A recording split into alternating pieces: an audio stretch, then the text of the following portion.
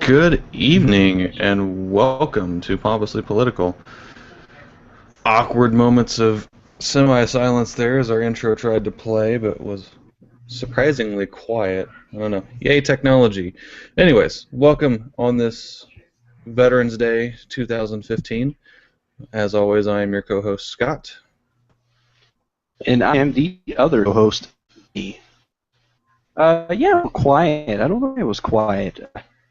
Maybe the computer itself realizes the solemnness of this Veterans Day, so it was trying to be a little bit solemn, a little bit quiet, a little bit respectful. Who knows?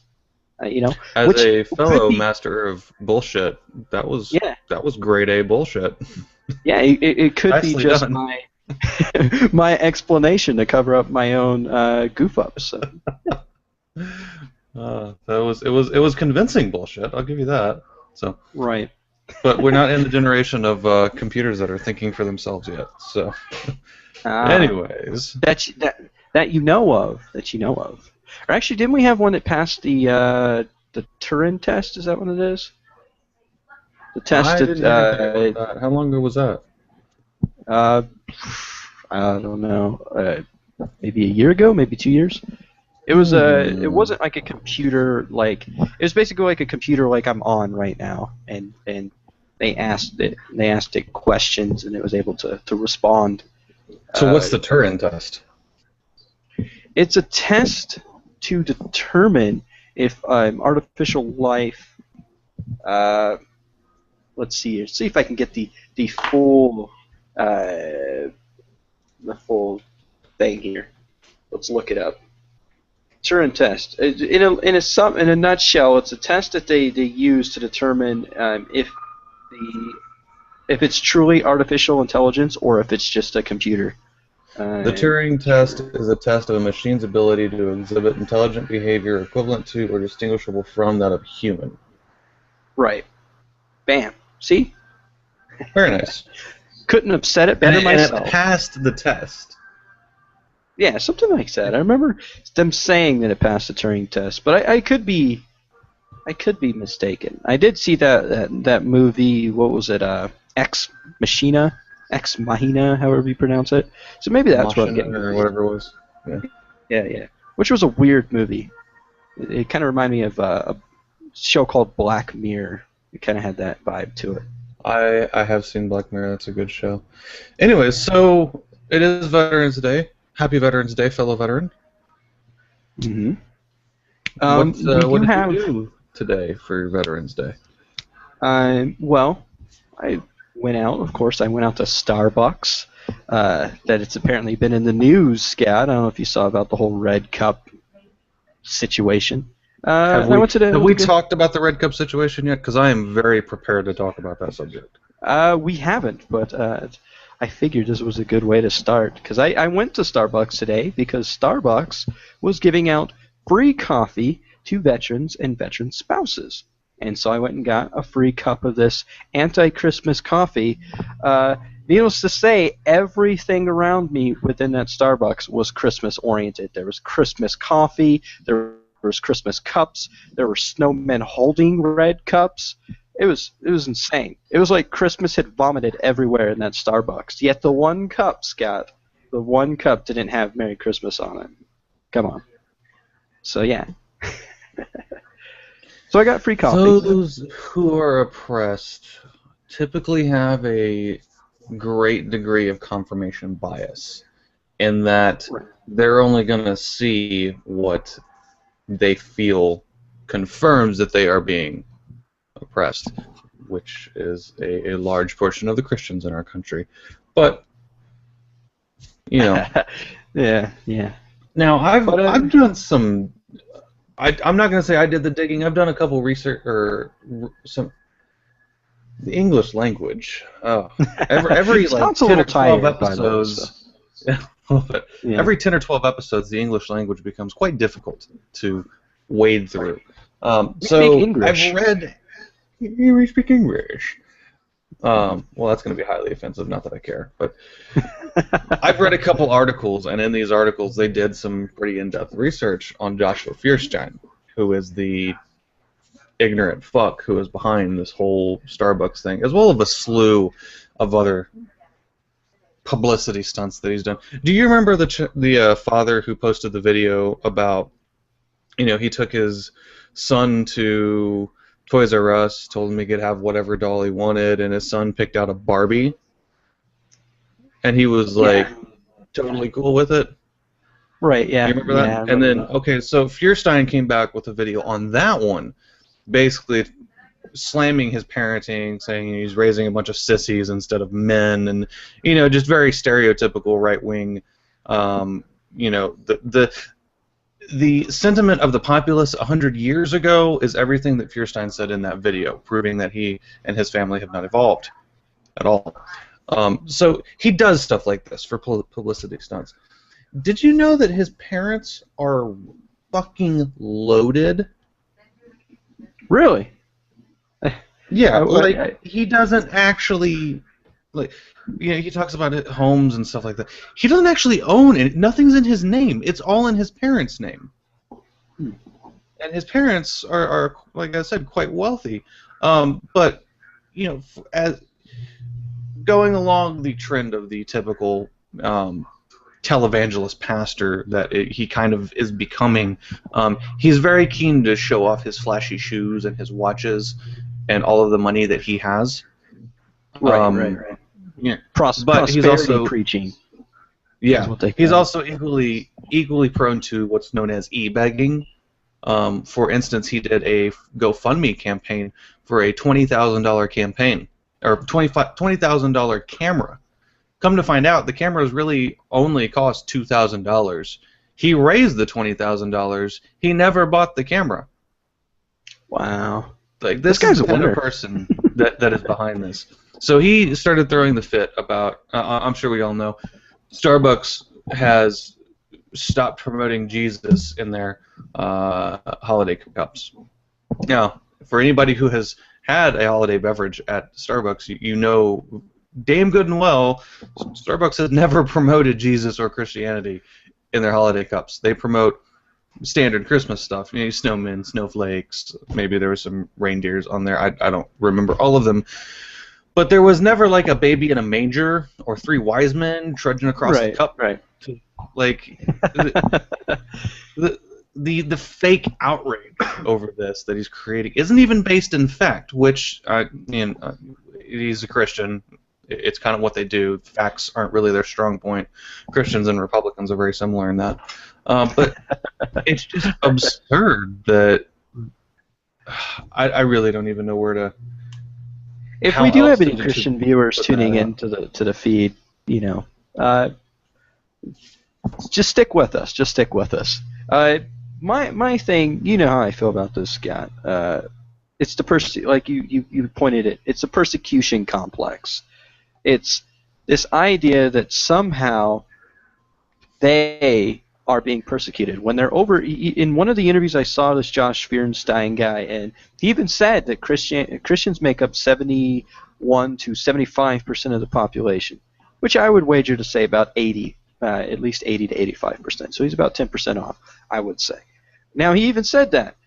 Now, how do you have a dominant population? How do you have them then persecuted?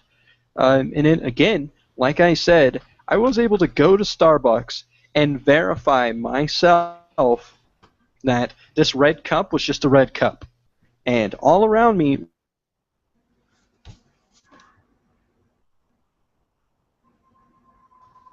Jimmy? Shield has... Can you hear me? You totally froze there. You said something about a red cup, and then you just, your screen froze and your sound cut out. So wow. Let's try that one again. Take two. Okay. Live.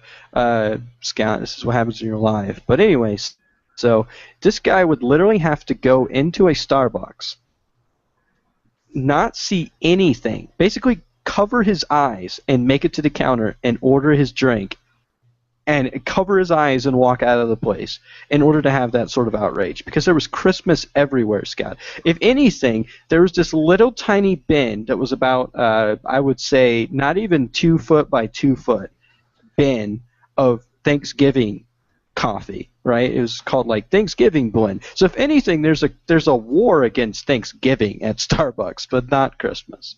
So it is absolutely, it's completely not a valid argument. So, well, just for the viewers to fully understand exactly the type of absurdity that comes from this individual, Jimmy, I just sent you a link, and in that video, and in that link, is a video that Josh Fierstein posted this morning. okay. I think it was this morning. I don't have the exact date on it. Oh yeah, I watched this video. It was hilarious. You want me to pull it up? And yes, I do. Share it so the viewers can understand exactly. Okay. What goes on in this man's brain to get him to these type of delusions or whatever it is. But he very quickly deleted this, but as it was said in one of the groups I follow, blessed be those who rip videos off the internet before they can be deleted so that permanent copies are out there for everyone. Now, again, keep in mind the audio has been really quiet. Hopefully I'm not quiet. But I'll go ahead and pull this up real quick. Page is loading. Right. I don't know why. I don't know why my audio is quiet. Can you still hear me? Yeah, your connection is just a little like shaky tonight. So weird. And you just cut out there, so. Probably. My connection's been shit ever since Black Ops 3 came out. As I can. Speaking of which, we can talk about the Black Ops 3 launch, because that was a disaster.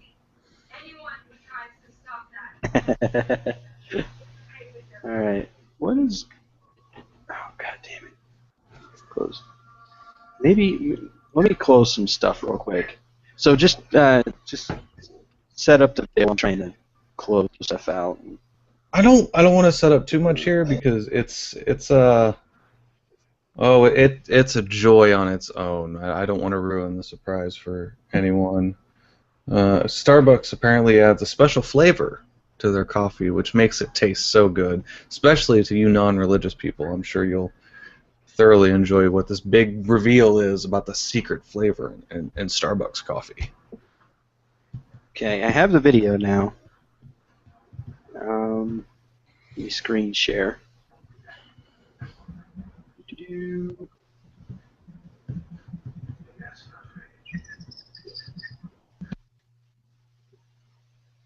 Come on, internet, play. Play. But look at this dude's face. You can see this dude's face. He looks like an idiot. He's trying. This is like his bid for to be like a radio voice. Oh my god. Oh, here we go. Can you hear it? Can't hear anything.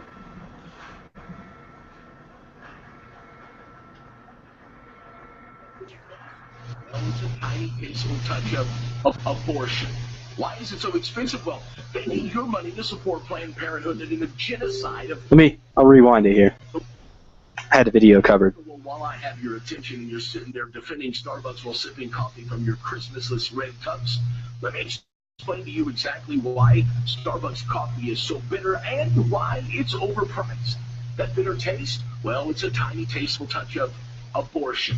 Why is it so expensive? Well, they need your money to support Planned Parenthood and in the genocide of millions of innocent little babies. Now, it's funny because Christians run to the defense of Starbucks, and yet it is that Starbucks stands directly against pretty much everything that Jesus stood for. But then again, Christians today aren't worried about pleasing Jesus. They're worried about being politically correct. But let me explain to you exactly what political correctness gets you. How about a $250,000 fine and jail time for destroying an eagle egg, but an unborn human life? Not so much a big deal. So Starbucks, I'm glad that you're distancing yourself from Christmas and anything Christ, because you're nothing alike. You see, Jesus Christ, he formed, fashioned those beautiful babies in the womb. Well, your customer's money, you use it to pull them out, pull them apart, and sell them to the highest bidder. So, hey, Christians, hope you have fun drinking your abortion coffee. Well, until next time, let's see if Christians have enough testicular fortitude, have enough hair on their chest to share this video. Okay, so was everybody able to hear that? I heard it. I got a very good laugh out of it. Three things on this video. Just logic. Oh boy. Okay. Number one, the comparison for eagle eggs to abortions. I would just really like to point out, common sense says eagles are endangered. We humans who were aborting en masse, in the womb, we're the reason they're endangered. We killed all their habitat so we could build homes with the wood that they use for their trees to put their nests in. So it's our fault. So, yeah, it makes sense to punish an endangered species. Now, that's a terrible logic to justify abortion. I understand.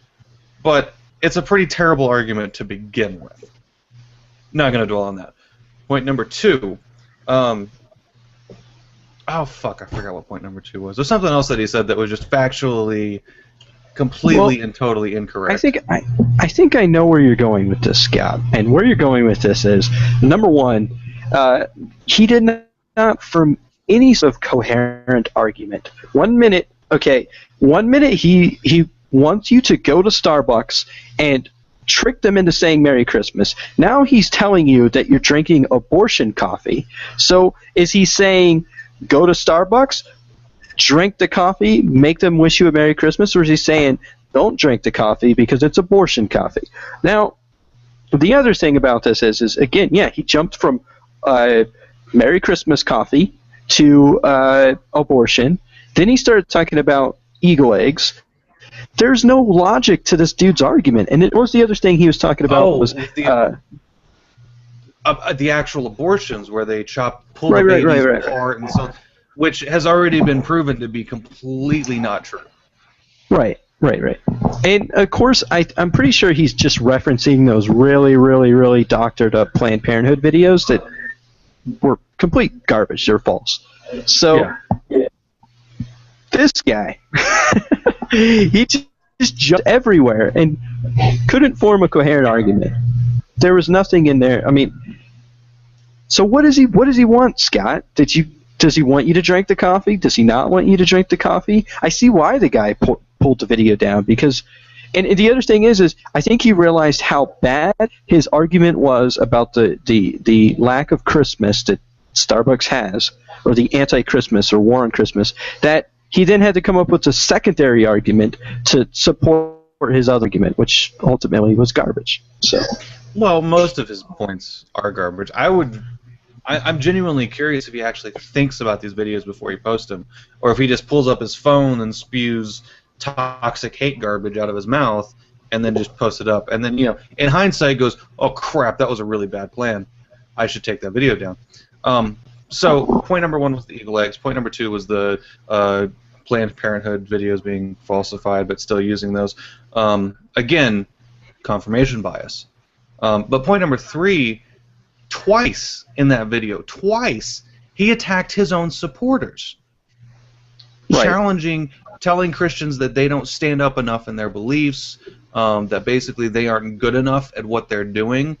It has never made sense in the history of any movement or gathering or collection of the minds to basically turn yourself against anyone who has come to support you. It's ignorant. There's really not another way to say it. You don't attack the people because now you have no support. You've pissed off the only people in the world who listen to your argument. You're done. He's literally done at this point. Unfortunately, he's too stupid to realize that, so he's probably going to keep making these videos because, well. Right. Well, I looked him up. The guy has over 1 million followers, which is surprising to me. That even okay, Even if you're Christian, even if you're pro-life, I get that, whatever. But how can you be that and still like not realize how ridiculous this guy is? Like, it's one thing to be pro-life or be a creationist, which I think is total bunk anyways to somebody who would believe that, but that's just me. But how could you defy all logic and then think this guy is a legitimate person? It's a character. He's putting on a show, and he's number one. I heard well, you said he didn't buy the camera either, so he just scammed the people that follow him as well, right? Yep. He's a con artist. He's a snake oil salesman, ladies and gentlemen. That is exactly what he is. I was waiting on you to get there on your own. That is exactly what he is. He is a con artist. As are any of these other preachers you see on TV, they're all con artists. And he's the latest breed. He's the technological savvy breed of con artists, con men.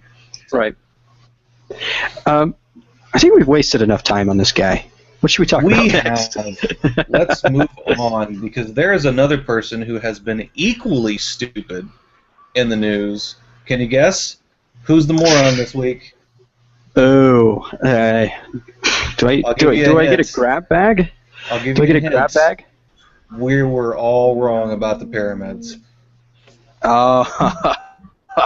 Oh, Mr. Ben Carson. That was a good hint, sir. Yeah, Ben Carson came out and said that the pyramids, that all the Egyptologists, all the archaeologists have got it wrong, and that the pyramids were not really tombs for pharaohs and so forth, or some sort of elaborate religious ritual. No, they were grain silos that Joseph built. Right. So there's a couple things wrong with this. Okay. Well, first off, the timeline is off. Right. All of these pyramids were not built in a 100-year period that encompassed a single person's life. They were stretched over hundreds and thousands of years, predating any biblical story, to be honest. Right. Well, then, Scott, you and I both know that when it comes to things like time, i.e. evolution, right? These things don't exist in the Christian doctrine, it seems like. But this is even ridiculous for Christian doctrine. There's religious, there's few and far between, but there are religious archaeologists. There are people that are believers or whatever in the field that know that these are tombs for pharaohs. They're not. It's a ridiculous claim. And again, 100% of archaeologists are against you, Ben Carson. 100% of them. It's like if I was to say that the human brain, Scott, is full of candy corn and sugary substances, right? It'd be a stupid claim, right? Nobody knows that better than a neuroscientist like Ben Carson. So, well, his credentials as a neurosurgeon, I think we talked last episode, he's pretty famous for the twins, separating Siamese twins, but he started making evolutionary claims, believing in the 6,000-year creation story, which 90% of religious people out there know is absolute garbage. Except for guys like Ken Ham, who really pushes for the 6,000-year story. But as Richard Dawkins pointed out in his interview last week, to make a comment like that really calls into question any of your credentials, because you show a fundamental misunderstanding or lack of understanding of the principles that guide the field that you work in. It's like Ken Ham calling himself a what was the word you just used? Not a historian, but an archaeologist? Hard to deny. Archaeologist. Like calling himself an archaeologist when 99.9999% of archaeologists would be like, no, you're batshit. You can't be here. For sure. And then on top of that, Ben Carson's been in the news for several things. He was also in the news for he has a credibility issue. I don't know if you heard about this, Scott, but he's been caught on multiple lies. Lie number one was that he got a full ride scholarship to West Point, but turned it down. That was put in his memoirs, his personal biography that he wrote, or that he authorized, or whatever. I'm sure he didn't write it himself. He also claimed that he tried, because of anger issues, he tried to stab his own brother. Both claims have been, number one, West Point is not a tuition-based institution. So how would you get a scholarship for it? No. So yeah, so how are you going to get a scholarship for that? And then not only that, but people that knew Ben Carson while he was growing up called into question the whole stabbing thing. So he's got a credibility issue. He claimed he was stabbed? No, that because of anger issues, he stabbed his brother. Is what he claimed. Wait, didn't he also make a claim to the effect of, like, he was in a convenience store and somebody was getting robbed and he, like, basically get out of the way so that the other guy could get shot or some shit like that? Well, no. It was at a Popeyes organization, is how he put it. It was at a Popeyes organization, and the guy put a gun on him, and he said, I believe it's the guy behind the counter that you want, is what Ben Carson said. Oh, yeah. Yeah. So instead of the whole, hey, everybody, rush the gunman, like he's been putting out there in the news, he basically threw the guy behind the counter behind the bus. So, yeah, it's just bizarre. The guy's bizarre, and he's leading right now. He's leading the popularity polls right now.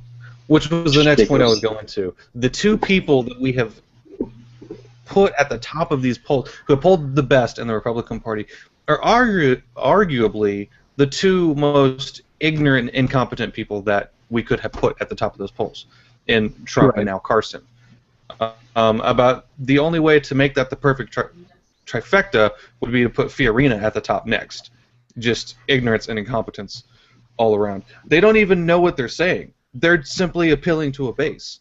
They haven't even logically processed the garbage that they are just spewing out just to tap into what they believe is the 71, 73, 75% religious base that will guarantee them a seat in the White House, even though it doesn't work like that. Again, too stupid to realize that.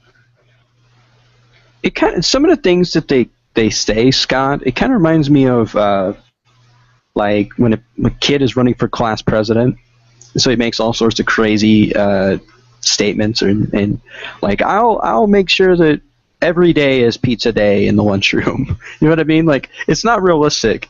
That kid has no power to make every day a pizza day in the lunchroom. But he says it, and old people. Right. So then, we better elect the pizza guy. But then he has no idea. Number one, he doesn't have the power to do that. Number two, he obviously doesn't have the.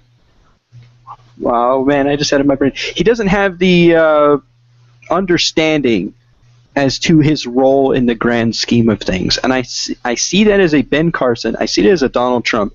That, yeah, they say they want to be president, but they don't know the magnitude of what they don't understand what the president actually does, is what it seems like.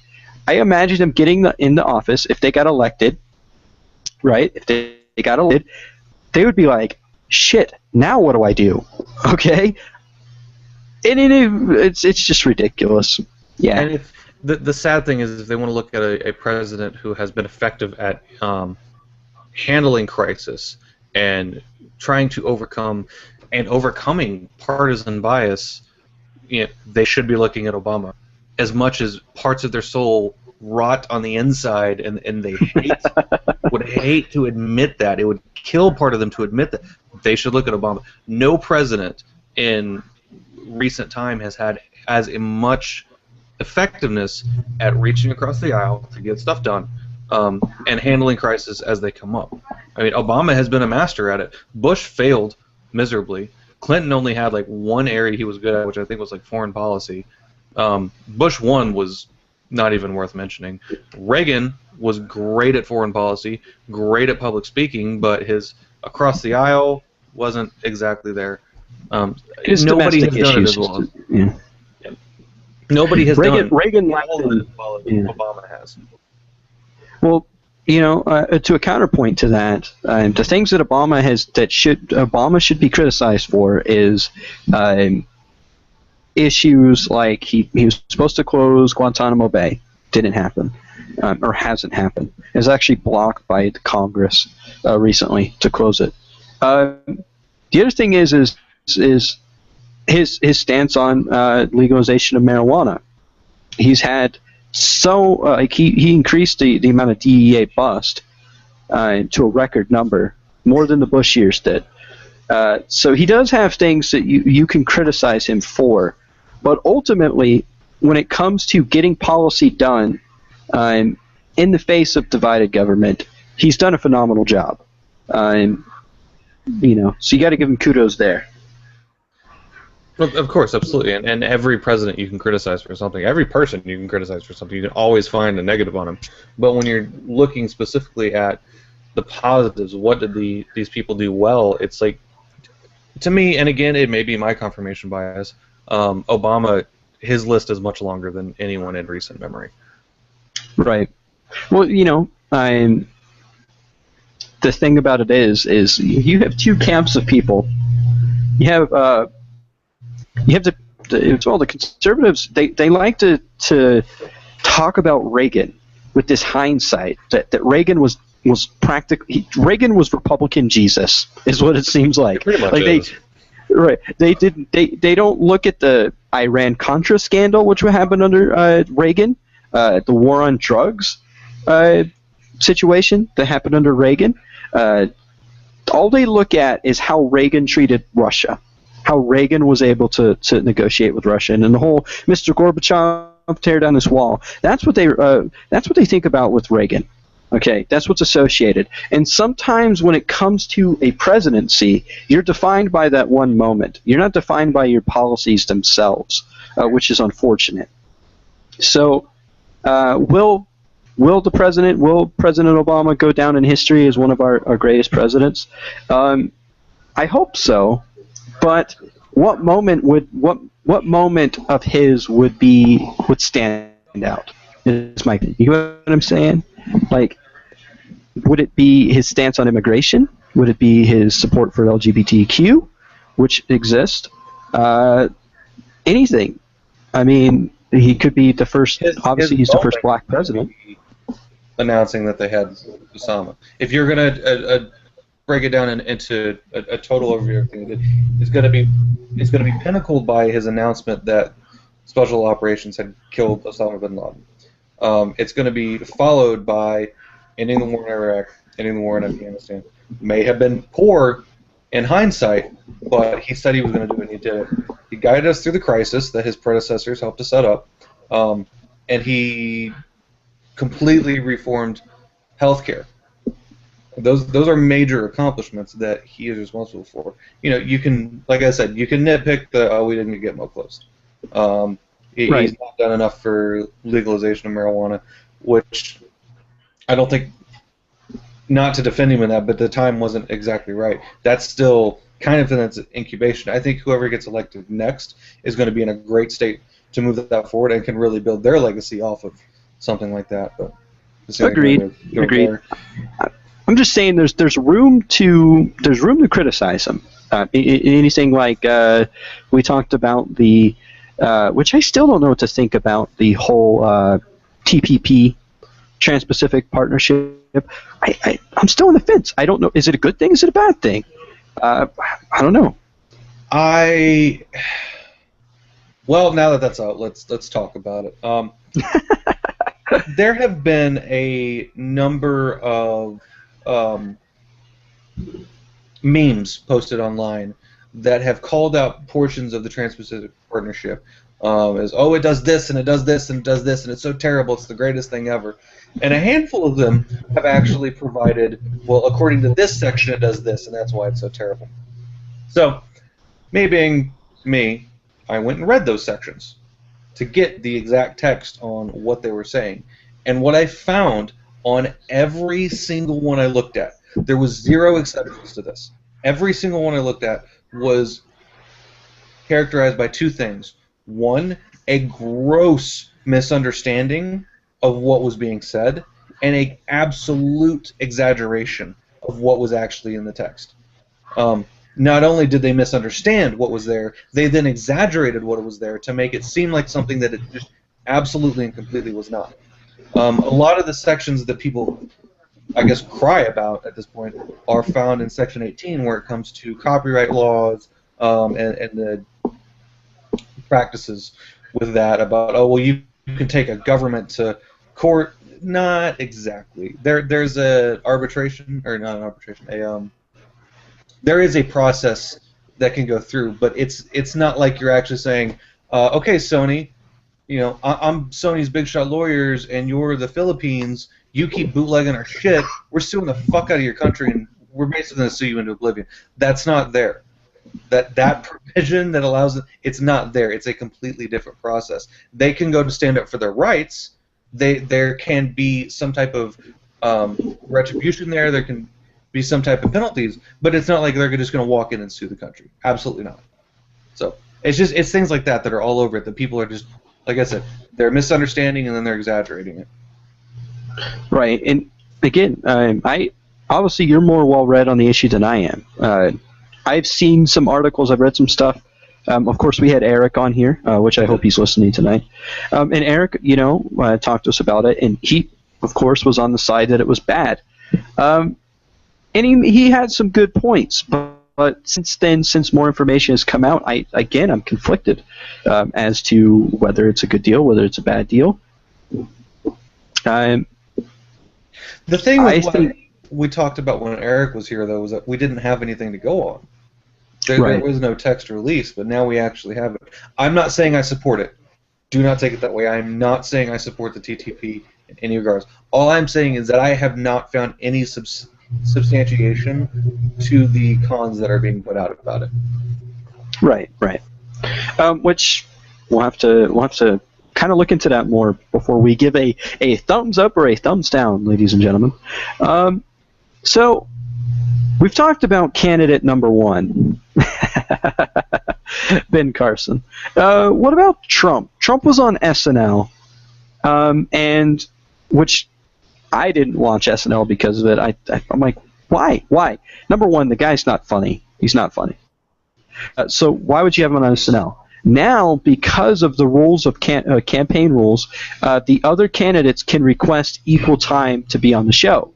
So he got something like 20 minutes or something like that of airtime on SNL, give or take, because of the sketches. He has to physically be on stage. Hillary got her time. So because of this, the candidates can now go to SNL and request equal time in order to make it a fair campaign. That way, it's weird. It's a weird sort of thing, but it's to make sure there's no campaign bias or something in there. So essentially, we could be seeing in the future Ben Carson, Marco Rubio, Mike Huckabee, Jeb Bush. We could see an all-star political SNL cast. Season 41 is the season for Republican nominees. Isn't that crazy? I was not aware of that. First off, that rule's complete bullshit. I can understand some instances where that would be applicable, but to say that applies to SNL, not knowing the rule, that's... While I could say it is complete bullshit, I can also see how politicians said, you know what would be a really good idea? You know, fuckface A got 20 minutes of time. I got 20 minutes of time. Yeah, right. Let's make that a law. All right, so I can totally see that being actually a law, but that doesn't change how stupid it is. I didn't watch SNL either, but not because it was like, oh, Trump's hosting, I don't want to... I wasn't protesting. It just... That sounds like the most boring hour of my life, that there are a million things better I could have done. Like, I enjoy funny. SNL, but SNL with Trump? Please. Now, Carson, I might tune in for Carson, because there's going to be some shit on there. But apparently, according to many of the websites and stuff that I checked, Fallout to see what had happened on SNL, and it got the highest ratings that SNL has gotten in a long time, at least since this past season, 2 seasons. Which, number one, says your ratings must have been pretty terrible to begin with. The other thing is why? Why? Okay, I get it. It's Trump. He's an idiot. He's a orange-haired orangutan baboon. He's like Biff from Back to the Future. Why would you want to tune into that? Why? Come on. It makes no sense to me. Are they thinking he's going to like choke somebody and beat him up on air, and so they want to see it like a bum fight or something? I don't know. Is it our need to see a train wreck when it happens? Like is it like when you're driving real slowly and you see a car wreck and you have to look at the car wreck? You know, is it like that, Scott? Why did people have to watch this episode? It makes no sense to me. I think the fake outrage over it is kind of a worse issue. That, you know, let's boycott SNL. What are you going to accomplish? I think we can kind of segue that into a main topic tonight, because we got about 20 minutes left, and we do have some veteran shout-outs. Right. But what I want to talk about, and I'm not completely springing this on you because we didn't write it down or anything before, it kind of goes back to the Josh Feuerstein thing with the Red Cup. And it was a post that my mom put on her page that really, I guess, made me start thinking about this. When Feuerstein says stuff like there's a war on Christians, there's a war on Christmas, I would agree that with this post that I saw, that the war on Christmas does not look like Starbucks removing holiday symbols off of their cups. The war on Christmas, the war on Christians, or however it was said in there, I'd have to pull it up and share it again. It looks like poverty that's not being addressed.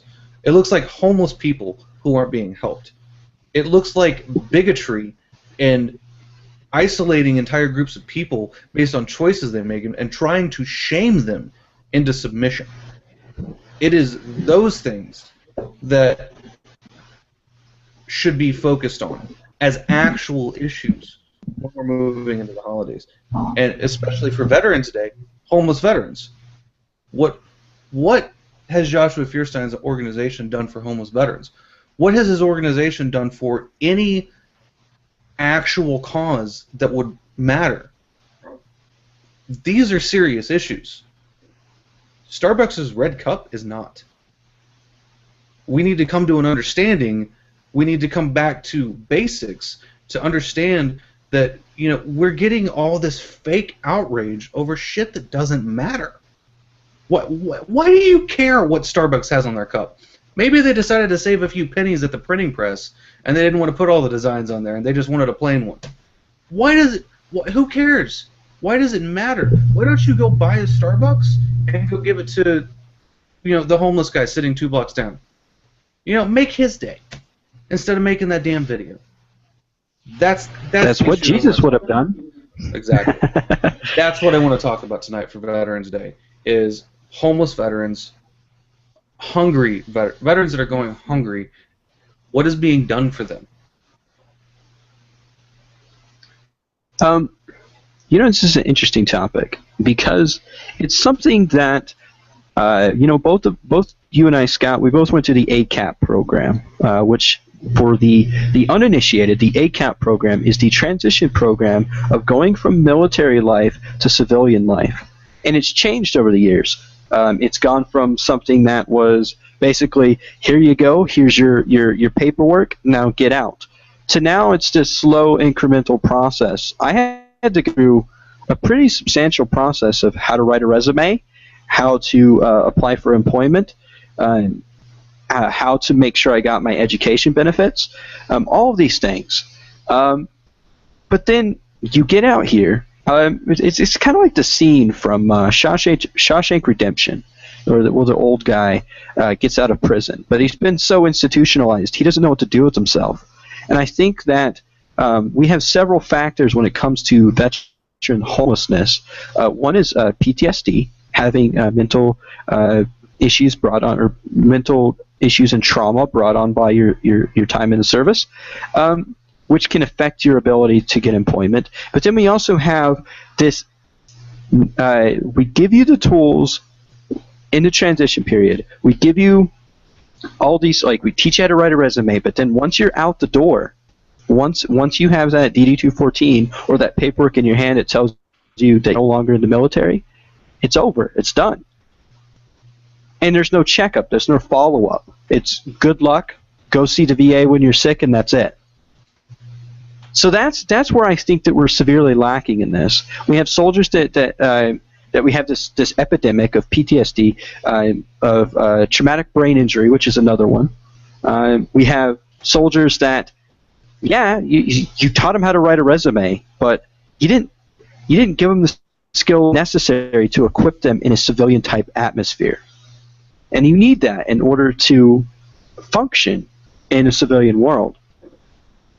One of the things that they taught me when I was going through the ACAP class, and really probably the thing that stuck with me most, was they did emphasize how new that process was, and how they had gone years and years with military veterans where they just, all right, well, there's the door, have fun, toodles, and they encouraged us as being, recently knowledgeable in some of the services that are available, especially with moving into the VA side of service, that if we were to see veterans like that, if we were to see Vietnam vets that were homeless, that just to talk to them, be like, hey, do you know you've earned these rights, you can go get this treatment and these things. If they say no and they have their own reasons, that's on them, but to at least, I guess, kind of do our part. And the military has done better about trying to recoup some of the damage from poor policies in the past. But the trend I see through all this is, when we come together for a day like today, like Veterans Day, it's very politically correct for you to put something on your Facebook wall, or to, all the places that are offering free food for veterans, free coffee at Starbucks. It's very politically correct to do that. If you see somebody there enjoying the free food because they're a veteran, thank them for their service. I've had so many people thank me today, and I don't really think about stuff like that. But when it comes to actually taking care of veterans who really need the help, who have fallen on hard times, who have given all that they can give to their country, the only people that you really see doing that are veterans.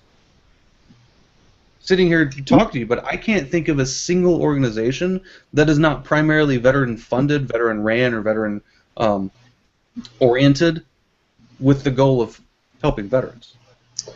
Well, let me counterpoint on that a little bit, because one of the things I did find out when at my visit at Starbucks to get my coffee was that Starbucks, if you are a veteran employee, if you were discharged honorably and you work at Starbucks, Starbucks is a while ago instituted a thing. If you were an employee, you could get free college. Well, if you're a veteran that works at Starbucks, you can extend that benefit to your family and your spouse and your kids.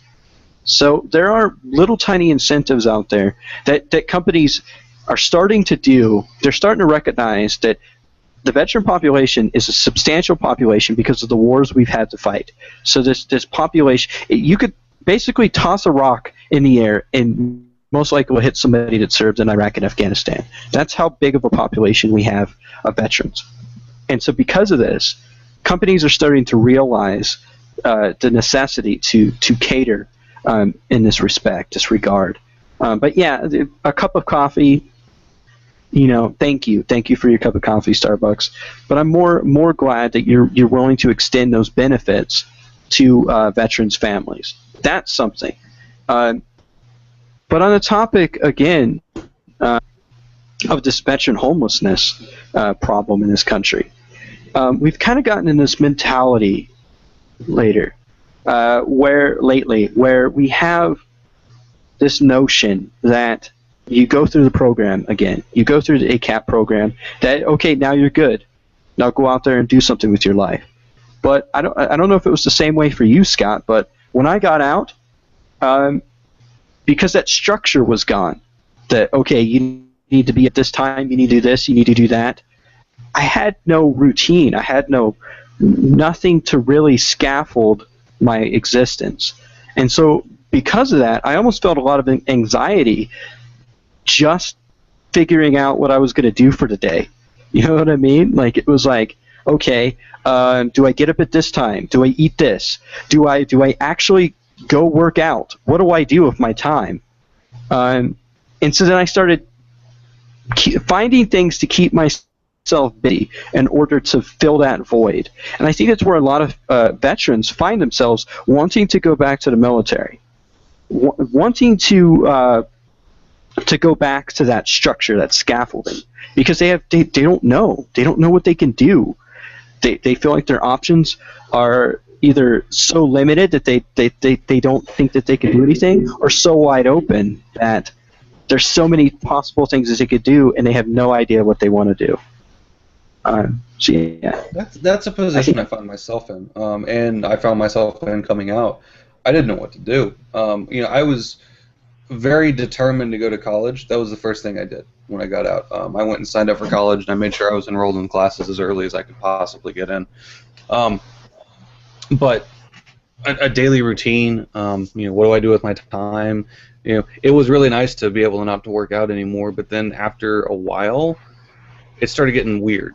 And now I've put on 50 pounds since I got out, less 30 with this pregnancy. But I considered for a long time going back in. I still toss the idea around now, even though I have found a rhythm and something to do.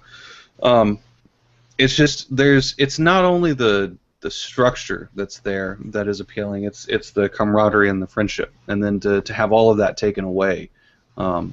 Especially if you're going to a new area. It's not as bad if you're going back home, but if you're going to a lot of guys do what I did, and they go to where their girlfriend's at the time. Fortunately for me, it worked out, and we got married, and got a baby on the way any freaking minute at this point. And life's going great. But some people, you come down for a girl, and you find out that girl isn't what it was. Well, now you're stuck, because the military only pays for you to go to one place. So you're stuck where they sent you, and you got to figure out what to do. You have no structure. You have no friends. And to think that could be solved with a plane ticket. If there was a charity that's just like, well, you screwed up because you picked her, but that's okay. We're going to give you a plane ticket to go back to where all your family's at, take care of shit from there. Just something like that. I think there needs to be some real support and not just politically correct support for the veterans. And not only that, Scott, but again, there's different when it comes to military service. All right. Not everybody was out there, in the front lines. Not everybody was infantry, but we're all affected by the war in some way. If you'd served, you're all affected. We've all of us that have served have met somebody, or know somebody that lost their lives for their country. And so you have that connectedness. Again, you mentioned camaraderie. You have that connectedness because you have that shared experience with each other. That again, you find yourself. I mean, I was fortunate. I was already married. I've been married to my wife now for over 8 years, almost as long as I was in the military. So I had that support structure when I got out. I had her. She understood. But then I come back to the civilian world. I went home. I didn't go where my girlfriend was. I chose my wife instead. But so it's a joke. That's a joke. That's a joke, ladies and gentlemen. But I'm not gonna say the first thing that came to my mind when you said that. Yeah. But anyway, so I went home, and again, it's not like I had a job or anything waiting for me when I got home. I went home and I had nothing to do but think about just not having that connectedness anymore. When you're in the military, you have this sense of importance, this sense of I'm part of something, and then to not have that anymore. For a while, it was kind of like, wow, yeah, I'm gaining weight. I feel fat as hell, out of shape, Do people, even when they look at me, do they see a veteran? Do they see a soldier anymore? And not even be able to recognize the soldier that I was, it certainly does have that effect on you of like, you know, where do I fit into this? Will the other people that I served with, would they be able to recognize me and my service? And going into that, I feel that that's how some of the old Vietnam vets feel. That's what comes to mind, is that that's probably something that they feel. My mom, who's listening to the podcast, probably the one person listening right now, she mentioned, because she served in the Air Force for a short period of time, that when she served, veterans were scorned at because of the Vietnam War. And to have that, and then to have this period of time now that's elapsed between their service and our service, that they feel redundant. When they think of a veteran, they don't think of World War II. They don't think about Vietnam anymore. They think about the current conflicts we're in, and they think about them. So I feel like those veterans feel a little ostracized. Do we, us current veterans, do we recognize them? Do we see the soldiers that they used to be? And so I think it's really important that we acknowledge those people, especially, you don't have to be wearing a veteran's hat. I was joking around with my wife. I'm like, at what age do I get to wear one of those veterans hats? You see on like 80-year-olds and stuff. Nothing less than 70. when you're on a rascal scooter because you stopped working out when you got out of the military, then you can pop one on. But I would have to agree. There is a point, especially for me with what I did. There's a point where when you're in the military, it's kind of similar to what you're saying, but a little different. There's a pride in what you're doing, so you're willing to accept a lot more of what it is that you're doing that is actually pretty terrible in the scheme of things. But you justify it, and it's okay. It's when you slow down. It's when you're not surrounded by that indoctrination, and you really start thinking about what I'm going to just leave it at what those numbers actually mean, what those numbers actually affected. That it really, really starts to get to. I know for me, and I probably put way too much of my personal shit on this podcast, but this is your therapy, man. it kind of is. There's a line between regretting all the life that was taken, that you were in some way responsible for, and knowing that some of it was justified. That some of those people, it sucks to say it, and now being out for so long, it's a lot harder to say than it used to be. Those people needed to die. There's no other way around it. If you didn't kill them, they were going to kill you. Simply put. Right. But when I was in, how do I put this? There is the beheading videos? Yeah. There's a collection of those. The government keeps those. And at one point, I watched every single one of them. No, start to finish. Every single one. It didn't bother me. It didn't faze me at all. It made me mad. It made me ready to go fight and ready to kill the motherfuckers that did it. But to go from that hardened, that I could witness something that cruel over and over and over. There were hundreds of them that I went through to watch that. And now I see... there was a show a couple months ago that they shot down a Black Hawk. That's all it took. A Black Hawk. I didn't see anything glory. I didn't see... nobody really died from it. It was just a plane crash. I literally burst into tears. That type of extreme, that type of guilt and everything. And just so everybody knows, I'm fine. I'm not breaking down. I'm not going to be the next Lee Harvey Oswald or whatever the fuck it is. Good. I'm just saying. Rest in peace, Chris Kyle. When you start slowing down and that stuff hits you, it has a major impact, and it really changes who you are. Some people can handle that. Like I said, I'm fine. Some people can't. For some people, it's too much. And you and I know a couple people, I could mention their names here, I won't, that it was too much for them, and they are still struggling to deal with that. But enough about me. That's the struggles that veterans go through. We are about out of time, so we're going to wrap this up a little bit. We do have some veteran shout-outs we're going to go through. But before we go to that, I'm going to be selfish and shout out some of my family first. My Aunt Tracy, my Uncle Tom. My Aunt Tracy's commented on a bunch of our posts.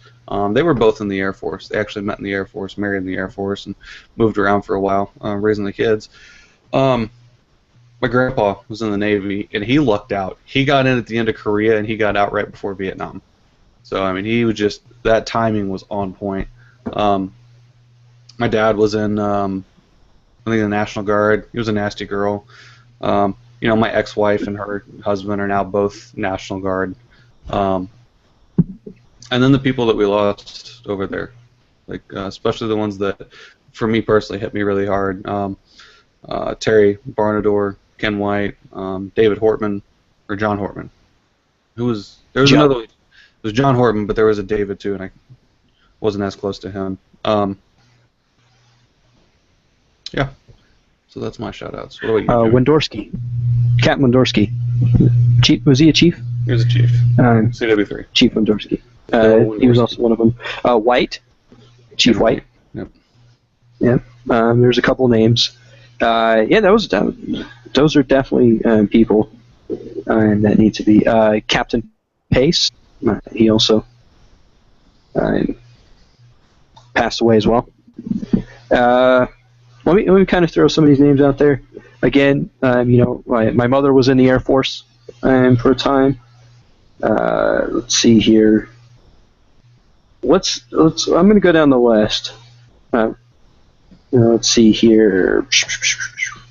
We have a lot of comments on here. First of all, Jabril Thomas, who I served with in Hawaii, so he's also a soldier, would like to recognize his mother, who passed away. Major Rosalind Thomas. So that's one name. King I Am, also Larry. His name's Larry Dickerson. You and I served with him in Iraq with 10th Mountain Division. He would like to honor. He put my name on there. Like, I'm going to honor myself on my own podcast. Oh, sorry, you, Jimmy. Thank you for your service. Yeah, thank you, Scott. Thank you for your service. Emmanuel Santiago is one of the names he put. He put Uncle Mac, which I'm assuming is Sergeant McNeil. It is. Alexander Vicente, Sergeant Vicente, one of my favorite NCOs in 10th Mountain. He put his name on there as well. Erin Kell, who her husband I went to school with in high school and also was in the reserves with for a minute. Sergeant Craig Kell is his name, so we'd love to honor him. Good luck with everything you're doing, Craig. My brother Daniel Tomasovich. He also served as well. I think that's all the names we have on here. Well, there's also the 10th Mountain crew. Right. You didn't really hang out with us when we were... See, even though we're friends now, we didn't really hang out when we were in the military together. We tried to, but then I got in trouble. You did. You were married in the barracks. Yeah, it was a good time. But then there's Palmer. Yeah. There's Elvold, which he's posted some pictures. He's still fishing. He's doing good. Chevy. Sergeant Thomas. Remember Sergeant Thomas? Sergeant Thomas. Who was Sergeant Thomas? Hammond. Sergeant Hammond. Sergeant Hammond. Yeah, Tom Hammond. Yeah. Oh, I miss that guy. I haven't seen him in forever. He was a good guy. There was Sergeant Kappas was a good guy. Captain Brown, Lieutenant Brown, Creel. Creel Brown. Captain McDaniel was probably my favorite leader of all time. That dude was awesome. And then there was Captain... his name was Captain just Lewis? On the tip of my tongue, and Captain Lewis is a cool guy. Captain Cole, Captain James Cole, who was the S1 OIC for a time. He was a good guy. Captain Miller, that's what it was. Andrew Miller, their Afghanistan S2. Sorry. What was her name? She was the medic. The fight. Nova. Nova. Nova. Maul. She was Maul. she was an officer. What was her name? Said F. Oh, Fiola. Captain Fiola. Yeah, Captain Fiola. She was always cool. I it was in that weird sort of enlisted officer sort of like, I can't talk to you, but you seem like a cool person. You know what I mean? Like, she just had that vibe of like, I'm here to help you. And so whenever she was there, she'd always help, and I was always like, you're really good at your job. That's what I felt like, Yeah. I hated her with a passion. Really? You hated her? Oh. I could not stand her. Oh, man. Well, we go to stories on Jimmy's that gonna one. honor you. Jimmy's gonna honor you. There's a lot of names out there. Of course, we're. Balsman. Yep. Fucking Balsman. Cernak. Fucking Travis Smith. All my boys in the S2 shop. Hattori, Jerome Hattori. Sorry, I almost forgot y'all. So if anybody else that I forgot that we used to hang out with, Mikey, I know you're on there too. Kopka. Right. Yeah, sorry for forgetting. And my cousin's husband, Rocco, he was on a PST. He got like buff and was like slamming Taliban into the ground to like save people's life. Like he's got some pretty cool stories. But anyways, I'm sorry. Right on. Captain America. I also have, I have my people that I serve with that there's no order of importance here, so don't be like, hey, you said his name first or whatever. But Sergeant Matthew Arnold, really, really good NCO. He was an NCO that he wasn't an administrator. He was actually supposed to be working on like satellites or missile systems or something, and they just stuck him in my office. And he not only was he good at it, but he excelled at it and was actually battlefield promoted to sergeant because of how well he did. So he was a good guy. Definitely left an impact on my own service.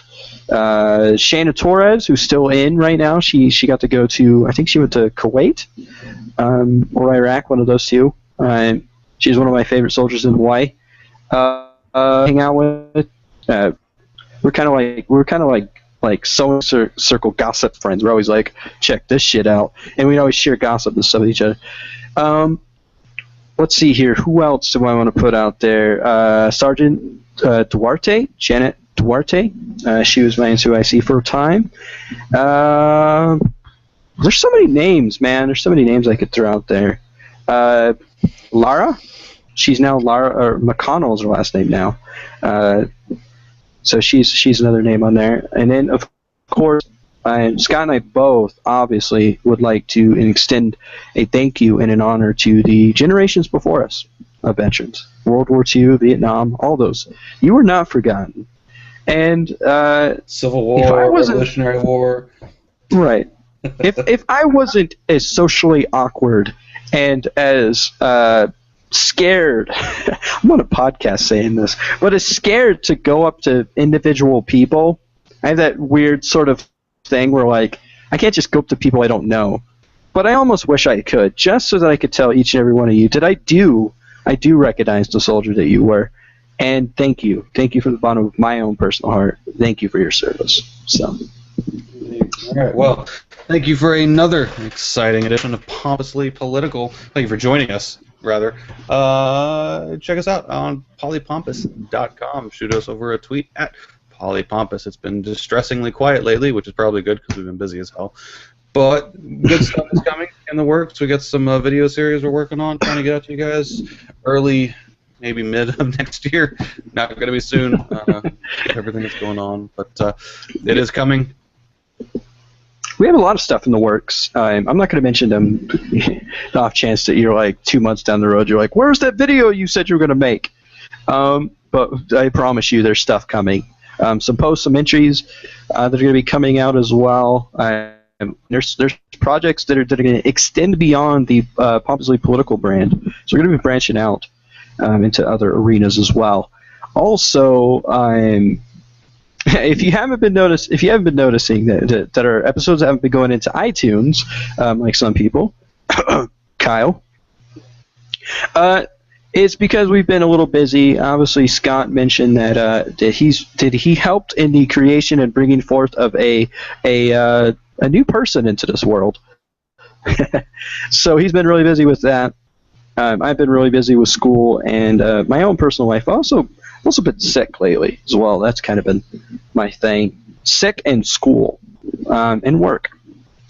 So once everything slows down again, then we'll start posting more stuff and get those episodes on iTunes.